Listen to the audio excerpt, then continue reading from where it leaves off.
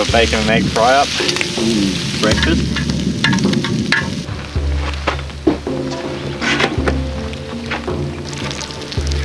Bacon and eggs for breakfast. Andrew, did you cook something? Yeah, cooked toast. Yeah, I cooked toast. The altitude was too high. Coming low and flare as you come, as the egg. You got to flare it, touch it down nice and gently. You've broken the undercarriage. Are we ready to eat, Andrew? Stay seated, please. Stay seated. Breakfast, sir? I say yes, and bring it right here. Would you like it on the table or your lap? Oh, lap. Where there's no table. One moment. I wish I hadn't said lap. There you go, sir. I say jolly decent of you. Hope that suits you, sir. And cutlery. Thank you, sir. Have a good morning. What a git. I say, waiter, you've overcooked the fucking toast again. Established in 1996, 4xOverland is the world's first global overland expedition channel. Join us as we explore the world by four-wheel drive. This series is made in collaboration with the Off-Road History Museum, United Arab Emirates. Time to refuel the car. Pump ready. Heiner's doing my switch for me. Got my outlet over there for the breather. I'll open that up, and then when we've finished all that, do a bit of dusting. Dusting? Yeah. Why? It's to make room for more dust.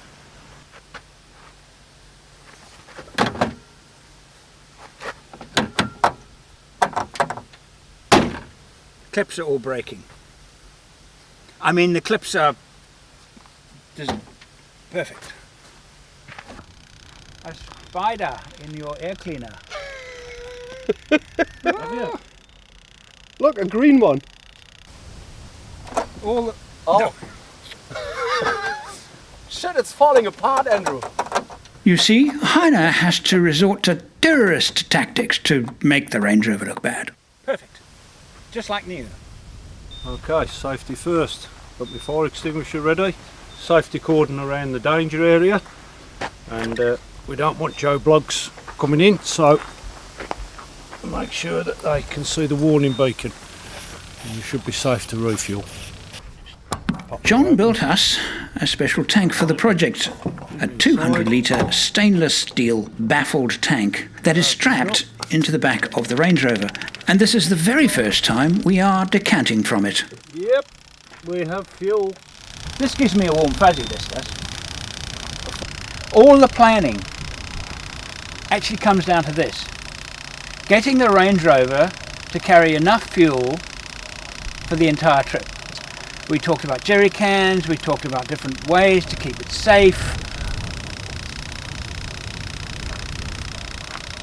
That tank's not moved, nothing. And the consumption of this car actually has been better than we thought. Well, definitely better on the open road than we thought. And in the rough stuff, just slightly more than the Troopy. it's more than the Troopy. Yeah. In the rough stuff, the Troopy's been actually quite good. Yeah. On the open road at speed, it's been poor, about the same as this. Yeah. But in the rough stuff, it's actually been working well.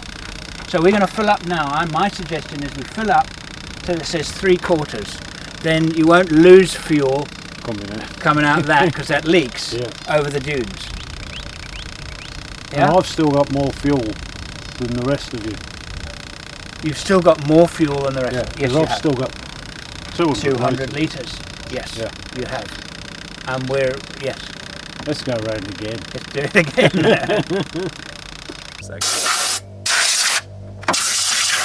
There's a lot of dirt we accumulated through the snorkel. Not too much dribbling for its age. All right, a bit of work needs to be done in here. I need a brush. I'm not going to clean that up now. It's not serious.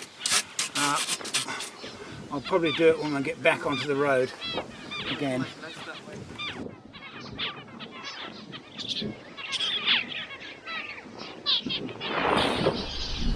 Back on the track again for about 3 minutes, and Heiner has reported that he has a problem with his Hilux.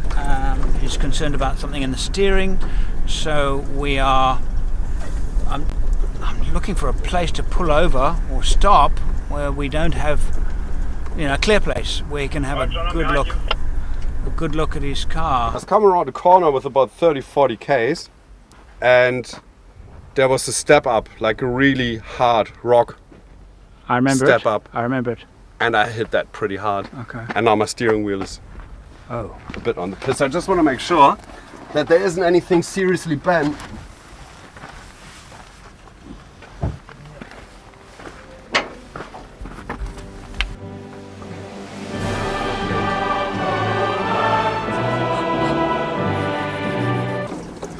Well, we had a look and see nothing obvious, but Heiner thinks it might be a control arm. And my ticking and scraping is gone. Maybe a control arm issue that is bent or out of alignment. And sounds like John sorted out his problem as well.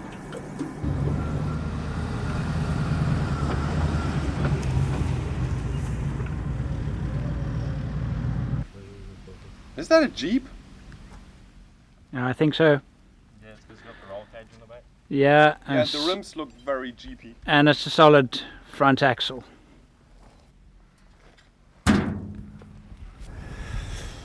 Ah, beautiful country, really just taking a short break as Heiner fixes something else on the Hilux.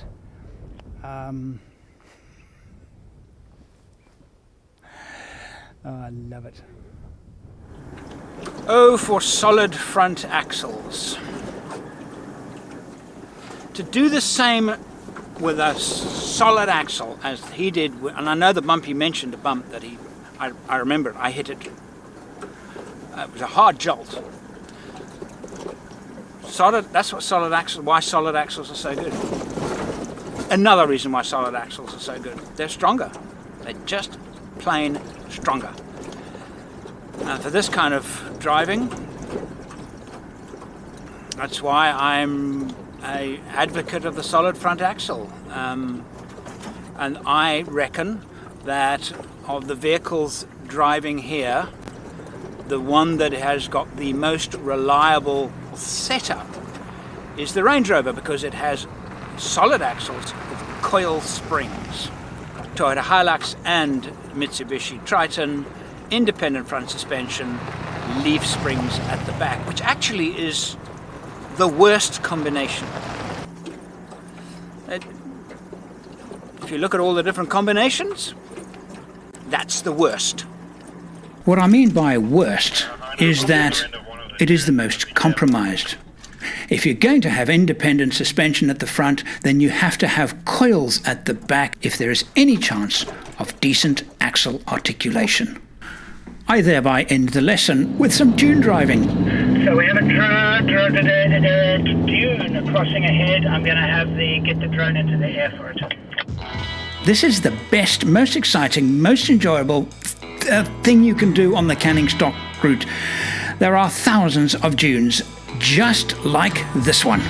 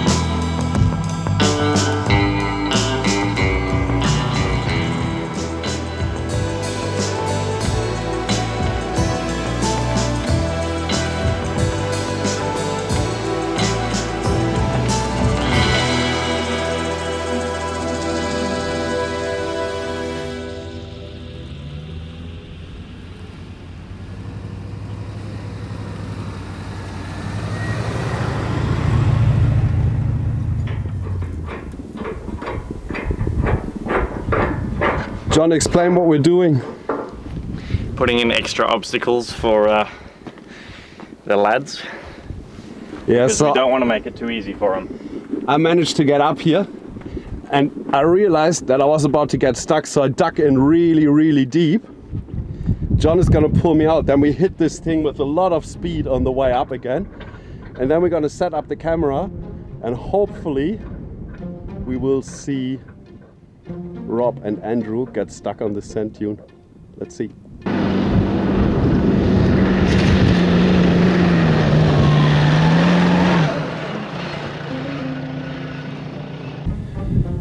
Okay, so what we've done here, this is a really, really steep part. If they're not expecting it to be that chewed up on the top, they'll come up with speed, slow down to just hit the crest and get bogged straight away. That's why we dug a bit here. Won't be a problem, they just reverse, do it with speed, but at least we see them get stuck. That's the whole idea. Now we just gotta wait.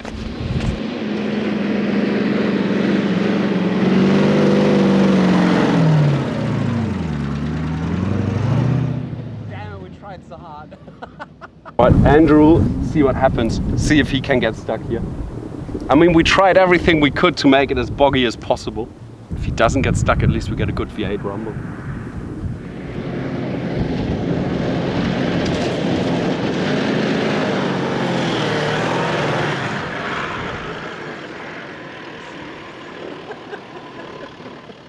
Well, that didn't work. I think we have to try harder on the next one. Yeah. We had the Hilux completely bogged to the side steps. Just keep digging, digging, digging right on top, exactly where you would usually go. Oops, stop. So you get stuck, but you both went through. But we filmed the whole thing, how we snatched back and everything to set a trap for you guys. The Range Rover is ballistic. I know you. I'm bloody I'm getting to know you. I see the two of you stopping. I'm thinking to myself, yeah, I better get this in first go. Yeah. I mean, you went fast enough and you didn't do the whoop. No, I went into third. I went from fourth into third. On that point, Yeah. I banged it into third at that moment. Yeah. I was hoping you would just do the up and just sort of stop on top. Nah. That would have been the end because there's tracks about that deep. Shoot up. Nice try. Damn it, next one. Right, guys, shall we go? Good.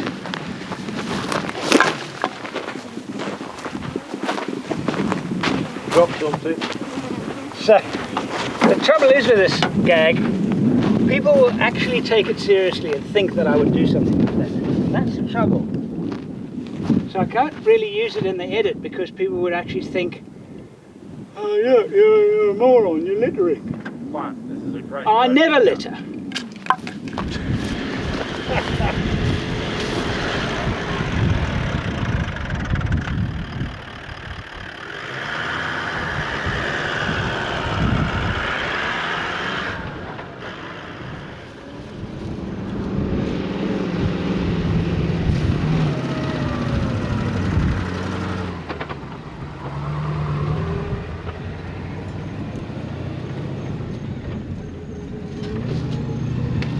After an absolutely brilliant day's driving, it's getting on.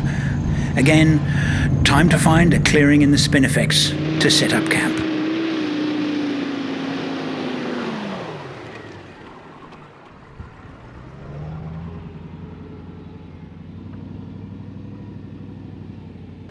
Heiner has earned the reputation of caveman.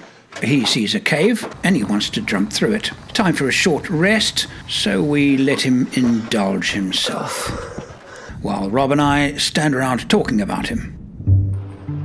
Today we're going to find camp early. Some of us have a lot still to do on our vehicles. Heiner, Yeah. why did you have to catch up? Oh, you know, I was filming and just playing around a little bit. As you do. Heiner has decided that the problem with his front wheel tracking has to be fixed, because his fuel consumption today has been way higher than normal. The adjustment was all the way out, and as I hit it, the adjustment in the upper control arm went all the way in. So now the steering is out, and we'll try to fix that. Lucky enough, I got stuck in mud before, and the mud went all the way through the wheel arch, and it gives us a nice alignment mark now. So we're gonna jack it up and readjust the upper control arm. I think it's really important to mention that this is obviously not a repair, it's just a readjustment. There's no breakdown here, nothing. Nothing had to be replaced, so it's a hard one to call. Just have to check. Rubbish. It's a repair.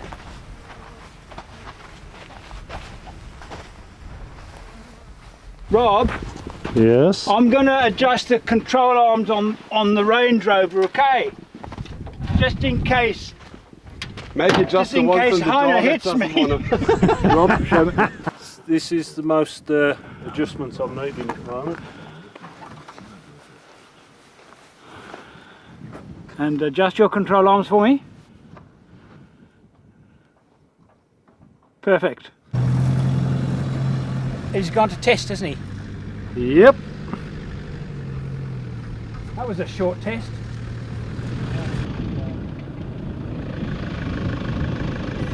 Yes, no?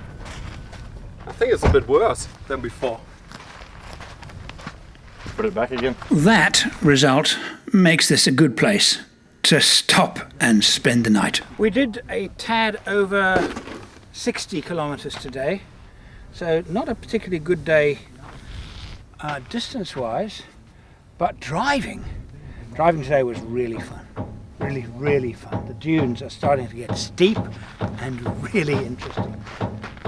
I hope Heiner does manage, in all seriousness, I hope he manages to sort out his vehicle. It's not a serious thing that he's having to fix, but it's affected his steering, so it'll affect his fuel consumption considerably.